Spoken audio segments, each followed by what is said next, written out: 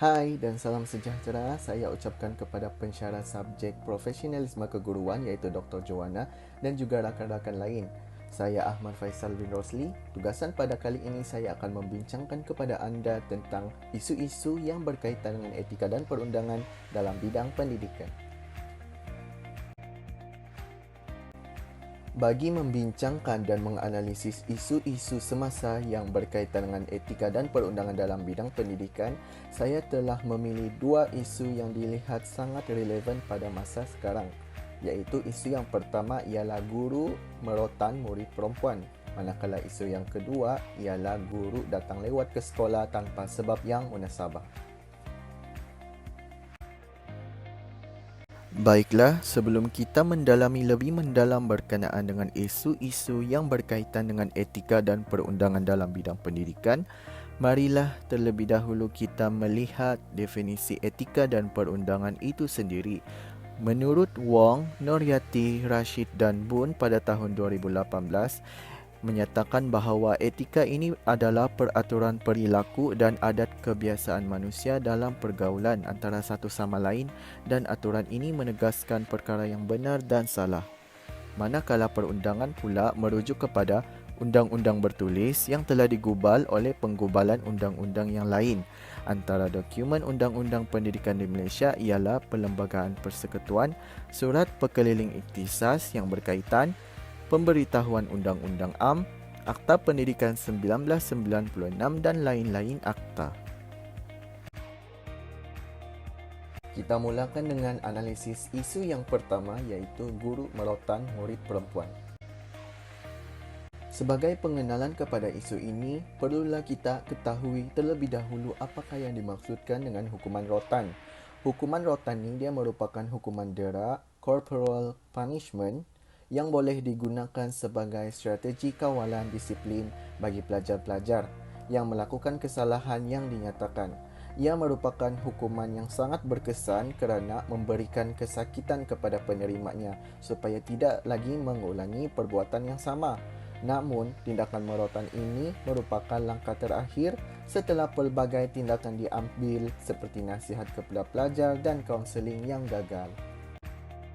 Bagi penentuan kes, dalam Surat Perkeliling Ikhtisas Bilangan 7 tahun 2003 dan Peraturan Sekolah Kementerian Pelajaran Malaysia telah tertulis mengenai kuasa guru merotan murid, senarai dan kategori kesalahan disiplin murid di sekolah, di mana salah laku pelajar boleh dikategorikan kepada 3 jenis kesalahan iaitu kesalahan berat, kesalahan sederhana dan kesalahan ringan.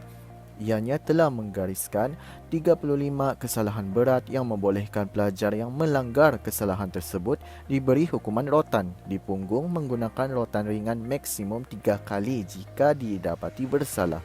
Antara kesalahan yang dikategorikan sebagai berat ialah biadab terhadap guru, pengawas dan murid lain.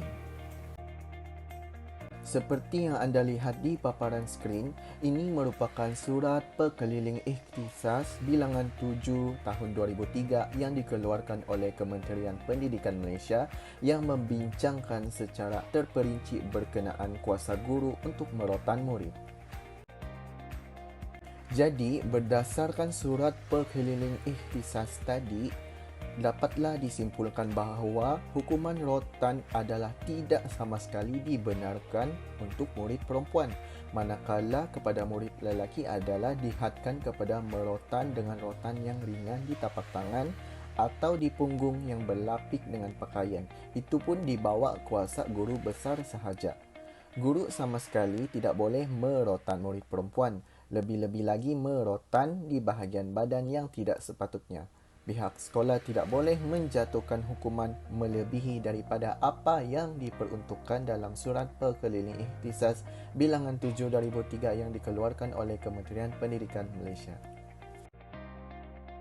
Seterusnya, walaupun hukuman rotan ini masih lagi diterima pakai sehingga kini dalam budaya masyarakat dan juga masih pun dilaksanakan di peringkat sekolah sebagai salah satu kaedah mendisiplinkan atau mendidik anak-anak, namun ini tidak menghalang tindakan undang-undang diambil sekiranya guru melampaui had batas yang telah pun digariskan. Sekiranya mendatangkan kecederaan yang serius kepada kanak-kanak. Dalam hal ini, mereka boleh didakwa mengikut Seksyen 31-1-E Akta Kanak-Kanak 2001 yang memperuntukkan hukuman denda tidak lebih RM20,000 atau penjara maksimum 10 tahun atau kedua-duanya sekali. Sebenarnya terdapat beberapa faktor yang menyebabkan berlakunya kes guru merotan murid perempuan. Antara faktornya ialah yang pertama, kurangnya pegangan agama. Yang kedua, tekanan bebanan tugas dan gangguan emosi. Dan yang ketiga, murid tidak menghormati guru. Faktor yang pertama iaitu kurangnya pegangan agama. Guru ini tidak menghayati ajaran agama. Sebagai contoh, misalnya dalam ajaran agama Islam, kita perlu tegas dalam mendidik anak-anak khususnya dalam ibadat solat. Walau bagaimanapun, memukul atau merotan ini adalah sebagai langkah yang terakhir setelah melalui beberapa fasa seperti nasihat, peringatan ataupun bentuk bimbingan. Faktor yang kedua ialah tekanan bebanan tugas dan gangguan emosi. Mengikut Crishaw dan Setir 1978 yang menyatakan bahawa tekanan guru ni boleh ditakrifkan sebagai perasaan tidak selesa, emosi negatif seperti marah, kebimbangan, tekanan serta kekecewaan yang berpunca daripada aspek kerja mereka sebagai guru.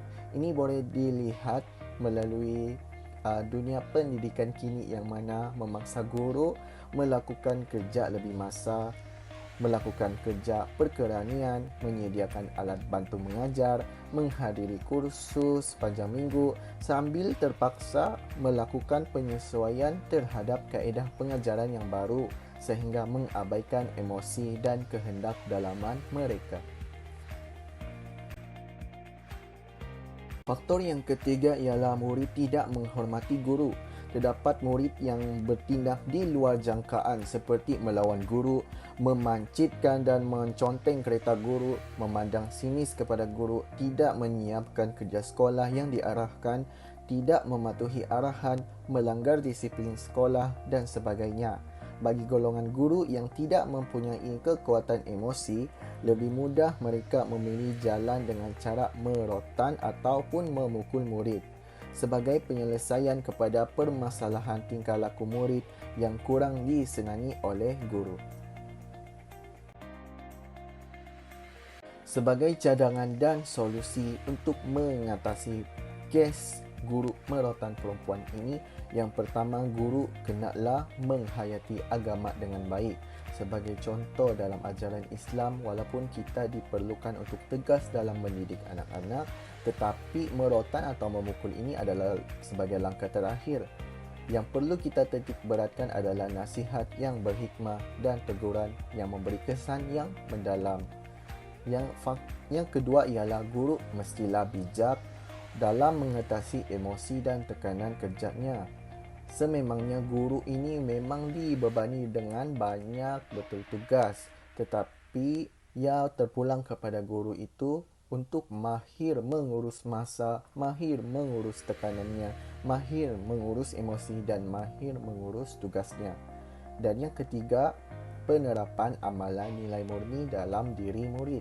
Sebagai seorang guru, kita kenalah menerapkan amalan dan nilai moral dalam diri murid supaya murid tidak melakukan perbuatan yang tidak disukai oleh guru maupun tidak disukai oleh orang lain.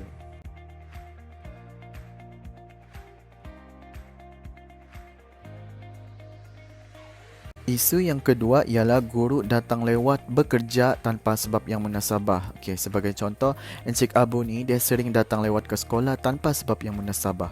Walaupun sudah diberi surat peringatan, tetapi Encik Abu masih enggan hadir ke kelas dalam waktu mengajar yang ditetapkan dalam jadual waktu. Hal ini jelas tidak mematuhi waktu bekerja pejabat dengan datang lewat ke pejabat tanpa mengemukakan alasan yang munasabah. Oleh itu, beliau boleh disabitkan dengan kesalahan melanggar peraturan 4 dalam kurungan 2 kurungan G Peraturan-Peraturan Pegawai Awam Kelakuan dan Tata Tertib 1993 seperti berikut, iaitu seseorang pegawai tidak boleh tidak bertanggungjawab. Seseorang guru sering mengemukakan representasi penyebab datang lewat adalah kerana jarak perjalanan dari rumah ke sekolah yang jauh. Selain itu, lewat datang kerana menguruskan anak-anak ke sekolah. Walau bagaimanapun, keputusan lembaga tata tertib mendapati sekiranya guru itu bersalah, maka guru tersebut akan dikenakan hukuman denda sebanyak 7 hari emolumen mengikut Peraturan 38 dalam Peraturan Pegawai Awam Kelakuan dan Tata Tertib 1993. Asas-asas pertimbangan keputusan sekiranya didapati bersalah kerana 3 faktor. Faktor yang pertama ialah guru tersebut tidak membuat sebarang representasi bertulis langsung untuk menafikan pertuduhan. Yang kedua, perbuatan guru tersebut memang jelas sekali telah mencemarkan imej profesion perguruan itu sendiri. Dan yang ketiga, menjadi tauladan kepada guru lain supaya tidak melakukan kesalahan yang sama seperti Encik Abu buat. Implikasi tindakan guru yang datang lewat ini akan menyebabkan bebanan kepada guru lain untuk mengambil alih tugas mengajar malah meliputi pelbagai aspek pengurusan. Selain itu, ianya juga turut memberi implikasi kepada murid, iaitu murid akan ketinggalan dalam subjek yang diajar, maka ianya secara tidak langsung memberi kesan yang negatif terhadap pembelajaran murid. Seterusnya pula ialah ianya juga turut memberi implikasi terhadap masyarakat. Masyarakat akan mula tidak percaya dengan kebolehan guru untuk mengajar anak-anak mereka. Bagi cadangan dan solusi untuk menangani permasalahan ini ialah guru tersebut perlulah meneliti dan mengkaji semula setiap akta dan perundangan dalam bidang pendidikan untuk dijadikan panduan dan sempadan.